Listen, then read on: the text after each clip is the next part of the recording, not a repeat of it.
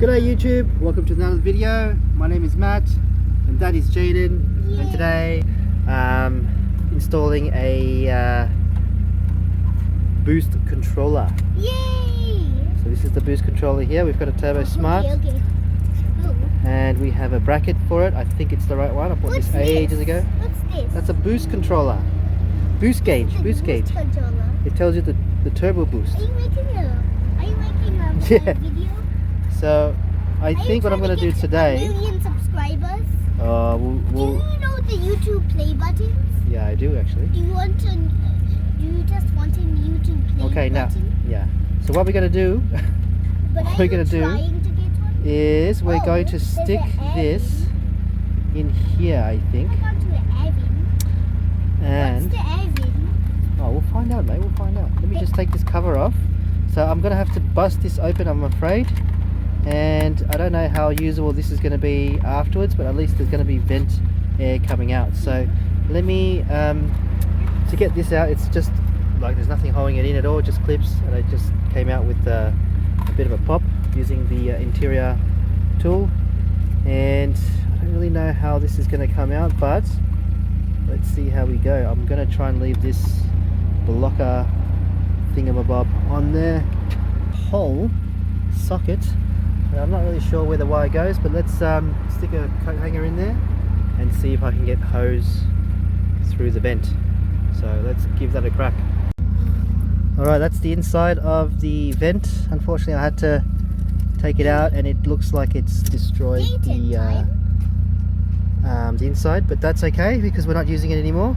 There are, to get it out, front facing vent. Just use the screwdriver on these 4 tabs in here. You'll have to use a bit of force. There's 1, 2, 3, 4. Then the front comes off and hopefully you can reuse the front of it because you want to use it back there. Use it back there again. But these things, if you are putting a gauge boost control like me, you won't need the inside anymore and you want it as clear as possible. You do want the vent to still be active and blow air. I guess that's the whole aim of that. Oops. I guess the whole aim of that is to keep it active and it's 10:43. still. It's 10:43. Alright, buddy. Say hi. Hi. Hi, everybody. Alright. We're just testing out. Back again, another day, and I am continuing on with the boost gauge that we've installed temporarily over there to see if it fits in with our, I guess, the way we want to mount it. So I'm happy with the where the vent is. I can see just looking up without having to move my head too much. So what I've done now is I removed the bottom cover of the glove box.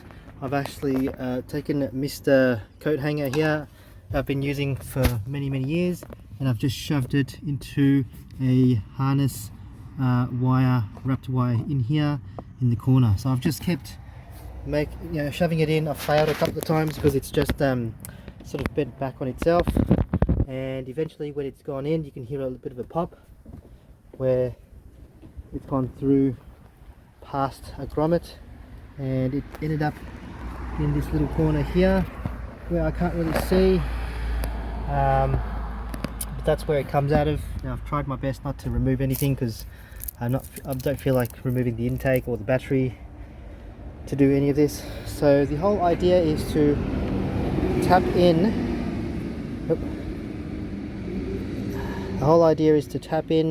a boost reading line.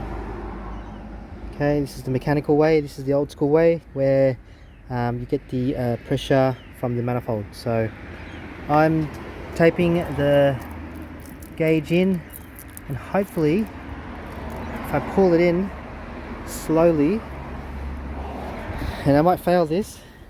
If I fail this, I'll spend another 20 minutes trying to shove this coat hanger in. So let's slowly but surely pull this in. So this is where it's gonna potentially fail if I don't get it right. No. Alrighty, success. I've got it through the grommet, as you can see. Very happy with that. took about 20 minutes, and now I'm going to attempt to rig it over to the others, and then with a bit of finagling I've gone from under there, shoved it into a hole that I could see, and when I looked in I'm like, oh, there's an actual gap in there. So I just got the same coat hanger and fed it all the way through, reached in, grabbed it out, and that, my friends, is how you feed the boost line into the gauge. So I'm pretty close with the gauge install. I just need to work out how I'm going to feed it through the vent, and then the power side of things, which I think is quite easy because everything, all power related stuff, is on this side, so I can just grab power from one of these very easily. Alrighty guys, it seems to be hooked up and working now. Minus 21 vacuum seems pretty good. Zero pounds when trying to load up the turbo. That's fine. It'll only load up to positive boost pressure when driving. So that's a given. And yeah, I got the adapter working, all nice and neat. I got that off eBay, and it has an O-ring. It clips onto the manifold hose that loops back from the PCV. Then the PCV goes back into it, so there's a little measure temperature, not temperature, boost pressure from the manifold. Line goes into the firewall, into the car, into the boost gauge, and mechanically that's all set up. So for guys looking to install boost gauges in their Mark 5 GTI, that's the way I would run it, especially if it's for, or specifically for, a right-hand drive Golf GTI. So maybe the same for the US guys, where you've got the steering wheel on this side.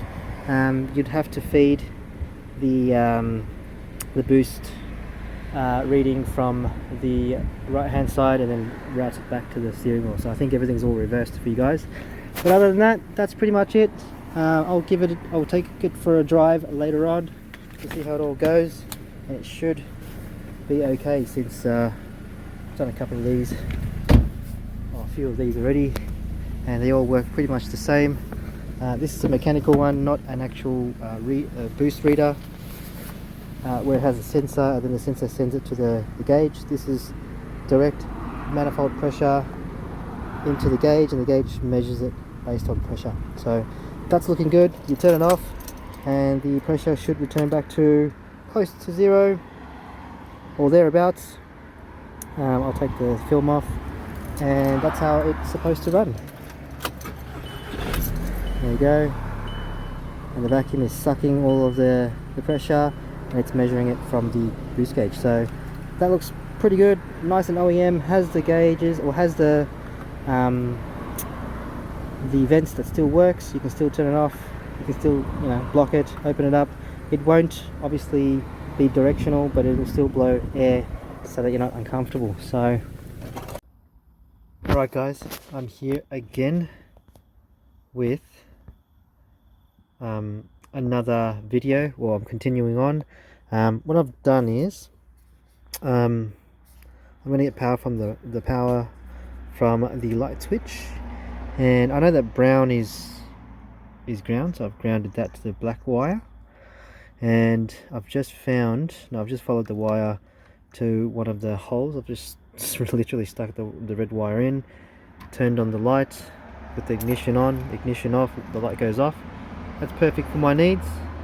And honestly, I think I'm just going to tap this wire in so there's no mess with wiring. So it is like a greenish grey wire, and I'll reference it to one of the sockets when you're looking at it from the front like that. It is it has a number on there, socket 10 by the looks of it. So 1 to 5, 6 to 10. So 10 is the last one, and that's the grey colour, greenish looking colour. I'm not really sure what it is at night, but that powers on everything. So alrighty guys, So I got the ground wire in. I've got these little finicky bloody wire tappers. They're real, you know, bastards to get on. But in the end, I got it. I won. And I got the green wire and the brown wire. So I'm not really sure which one's the brown wire, but I tapped into that little dark green one, which is in fact number 10 on the pinout. So if you're a pinout person, that's all I've got for you. Otherwise, just you know, it's not going to blow the LED or anything. I've just tapped it into the ground, got the wire, and I stuck it into each individual pins until it switched on with the ignition on, like so. And now there's no dramas there. So I'm just going to tape this up, zip tie it out of the way, and clean it up a bit. So just going to grab some tape now. Right, that's it. So test it again.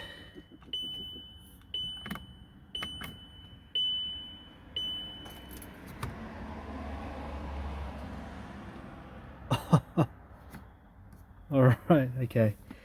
So it's not really with ignition on, that's actually with light on. So light on, light off.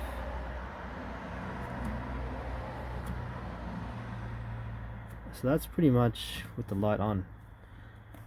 Even though the DRLs are on, and I've got my car set to have DRLs as fog lights and parker lights, it still won't switch on. So whenever it's too dark to see it during the day, you switch it on, boom, on it goes. So we turn off the light, give it a bit more. There you go. So it may look a bit too bright there, but it's actually perfect in real life. Not too bright. Doesn't really fit in with the lighting scheme because that's all blue. That's all blue and red. Blue and red. It's white and red. Not the end of the world, but still looks half decent. So alright, there you go. And to show that it's working, that's now in vacuum. It's a cold start, so the revs are a bit higher, so it is you know, less vacuum because it has to pump more air and fuel into the car to warm it up. Once it idles down, it'll be 20 or below 20, and that's signs of yeah, good vacuum, no leaks. But otherwise, that's pretty much it, guys. That's, you know, I'll try and keep as many videos as I can up and running. There's a few that I need to edit, but otherwise, yeah, look, if you enjoyed the video, make sure you leave a like and subscribe. Otherwise, I'll see you guys next time.